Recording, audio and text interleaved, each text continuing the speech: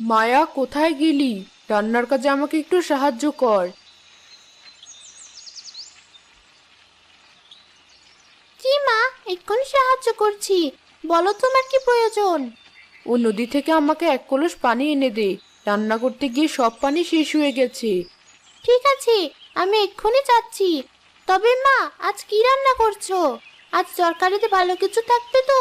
সে কবে থেকে আলু ভর্তা আর ডাল খাচ্ছি, আর ভালো লাগছে না। চিন্তা করিস না, আর মাত্র কয়েকটা দিন, এরপর আমাদের গাছের মিষ্টি কুমড়ো পেকে যাবে। মিষ্টি কুমড়োটা খুব ভালো করে তোকে রান্না করে খাওয়াবো। মিষ্টি কুমড়া গাছটাকে আমি কত যত্ন করে রেখেছি।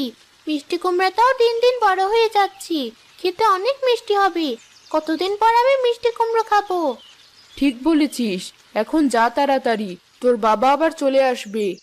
মায়া তার দরিদ্র বাবা মায়ের সাথে গ্রামের এক ছোট্ট কোণে বাস করত।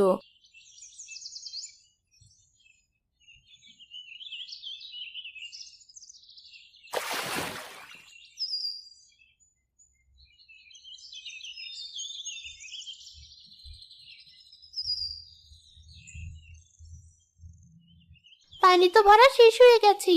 এখন মায়ের কাছে যাওয়ার আগে একটু বাড়ির পিছনে কুমড়ো গাছটা দেখে আসি। আজকে সারাদিন একবারও কুমড়োটাকে দেখা হয়নি।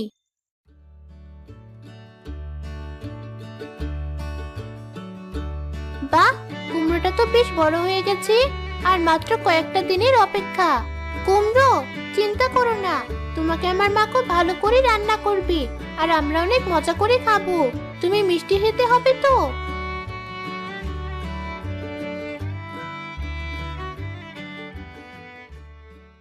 আমার মেয়ে কোথায়? মেয়েটাকে তো দেখছি না। ও কি এখনো খেলা শেষ করে বাড়ি ফিরলো না? আরে, আমি একটু নদীর পাড়ে পাঠিয়েছিলাম পানি আনার জন্য। তুমি এত তাড়াতাড়ি চলে এলে যে আজ। কি আর করার, জমিদারের বাড়িতে তেমন কোনো কাজ নেই, এর জন্য আমাকে পাঠিয়ে দিল তাড়াতাড়ি। দিন মজুরিটা পর্যন্ত আজ পেলাম না, কারণ সারাদিন বসেই ছিলাম। এ কেমন কথা? আজ 2 দিন যাবত তুমি কোনো দিনমজুরি পাওনি। এভাবে চলতে থাকলে কি করে হবে? মেয়ের লেখাপড়ার খরচটা তো অন্তত পক্ষে চালাতে হবে। খাওয়া দাওয়া না হয় কমিয়ে আমরা কোনো রকমে দিন কাটিয়ে দেব। দেখি কি করা যায়। জমিদারের বাড়ি ছাড়া তো অন্য কোথাও গ্রামে কাজের কোনো ব্যবস্থা নেই। বাবা, তুমি চলে এসেছো। আমি মাত্র বাড়ির পেছনের কুমড়োটাকে দেখে এলাম। কি সুন্দর হয়েছে।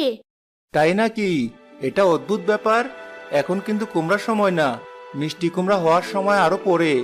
তবে আমাদের এই মিষ্টি কুমড়া গাছে কি করে এত তাড়াতাড়ি মিষ্টি কুমড়া হলো, আমি বুঝতে পারছি না। বুঝতে পারছো না মানে? আমি মিষ্টি কুমড়া গাছটার অনেক যত্ন নিই। এজন্যই সবাই